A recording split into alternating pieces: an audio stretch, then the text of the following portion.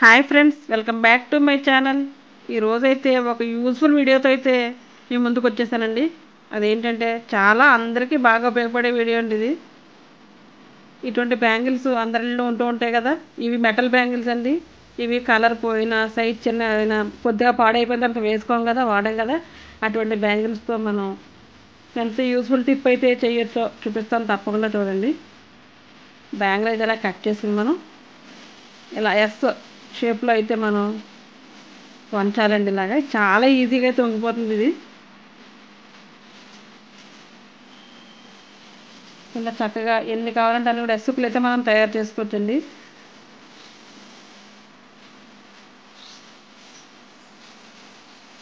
మా ఇంట్లో ఇవైతే మా పిల్లల గాజులు అనమాట, ఎప్పుడో పాత గాజులండి.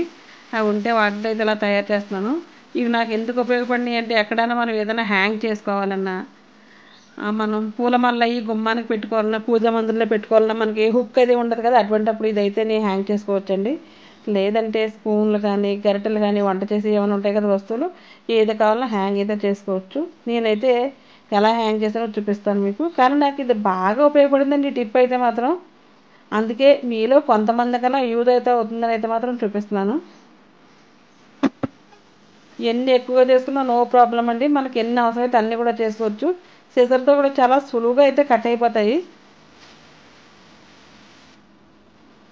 నేను ఎలా ఎలా అని ఆలోచిస్తే నాకైతే ఐడియా వచ్చిందండి, అందుకైతే ఇలా తయారు చేస్తున్నాను నేను.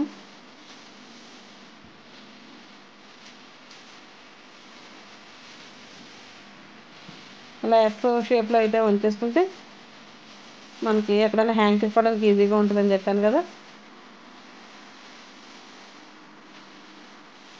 ఇంకా మంచి మంచి టిప్స్ చాలా ఉన్నాయండి. ఇప్పుడు లాస్ట్ వరకు స్కిప్ చేయకుండా అయితే చూడండి. మీలో ఎవరికైనా ఉపయోగపడితే మాత్రం తప్పకుండా నాకు కమెంట్ బాక్స్లో కమెంట్ అయితే చేయండి. కొత్తగా ఉన్న ఛానల్ అయితే తప్పకుండా సబ్స్క్రైబ్ అయితే చేసుకోండి. ఇటువంటి మంచి మంచి వీడియోస్, మీకు ఏమైనా వీడియోస్ కావాలంటే నాకు కమెంట్ బాక్స్లో చెప్పండి. అటువంటి పోస్ట్ చేయడానికి అయితే ట్రై చేస్తాను నేను వీలుంటే. ఆల్రెడీ నాకు వేరే ఛానల్ కూడా ఉందండి. ఆ ఛానల్ ఏమో బబ్బు తెలుగు టిప్స్. ఆ ఛానల్లో మంచి మంచి టిప్స్ అయితే చాలా ఎక్కువగా ఉంటాయి.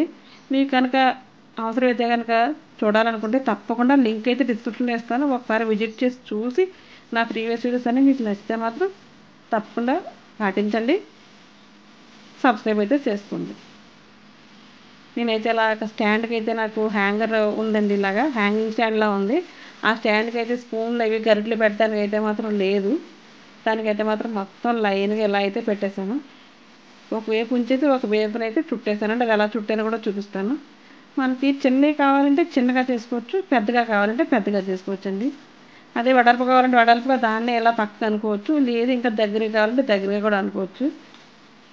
స్పూన్స్ అన్నీ కూడా చక్కగా ఆర్గనైజ్డ్గా ఉన్నాయండి. గరిటెలు అవి ఉంటాయి కదా పెద్ద పెద్దవి, అవి కూడా ఒకదానితో ఒకటి పెట్టామనుకో, మళ్ళీ ఒకటి తీయాలంటే అన్నీ తీయడం అన్నీ పెట్టడం అలాగైతే సరిపోతుంది.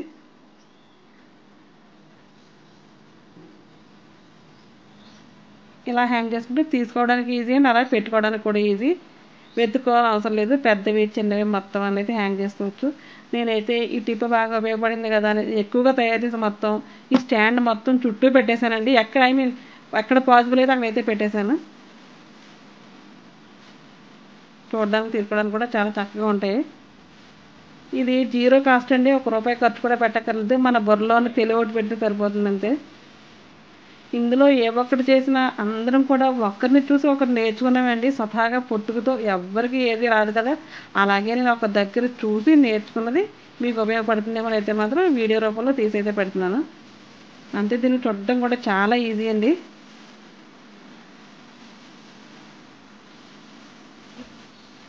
ఇటువంటి వీడియోస్ మనం చూస్తే మనకు మోటివేషనల్గా ఉండి చెయ్యాలని అయితే అనిపిస్తుంది కదా, నాకైతే అలాగే అనిపిస్తుందండి. క్లీనింగ్ వీడియోస్ కానీ ఇటువంటి మోటివేషనల్గా ఏమైనా వీడియోస్ ఉంటే చూస్తే మనకు చేయాలని అయితే అనిపిస్తుంది. నాకైతే కనుక అలాగే అనిపిస్తుందండి. ఏమన్నా చూస్తే ఇది మనం కూడా ట్రై చేద్దాం, మనకు కూడా వస్తుంది, మనకు కూడా ఉపయోగం అయితే మాత్రం ట్రై చేస్తూ ఉంటానండి. నాతో ఎవరైనా ఏకీభవిస్తారో, ఎవరైనా అలాగే చేయాలని అనుకున్న వాళ్ళు ఎవరైనా తప్పకుండా కమెంట్ అయితే చేయండి. నేను మొత్తం ఇటు సైడ్ కూడా మొత్తం అయితే పెట్టేశాను, పైనుంచి కింద వరకు. సిజర్స్ కానీ పీలర్స్ కానీ స్పూన్స్ పెద్ద పెద్ద గరిటెలు ఇవన్నీ కూడా మొత్తం పెట్టేశానండి.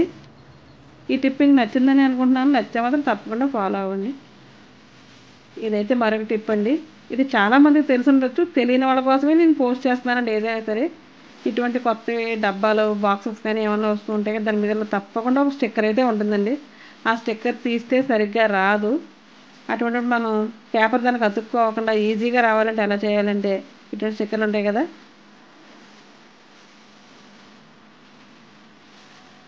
అలా గోపు తీసామంటే కానీ పేపర్ అయితే దానికి అతుక్కుపోతుందండి. ఇప్పుడు స్టవ్ వెలిగించి స్టవ్ కొద్దిగా సిమ్లోనే పెట్టాలండి. దాని మీద ఇలా వేడి చేస్తే సరిపోతుంది. వెనక్కి తిప్పి పేపర్ వైపు అయితే వేడి చేయకూడదు.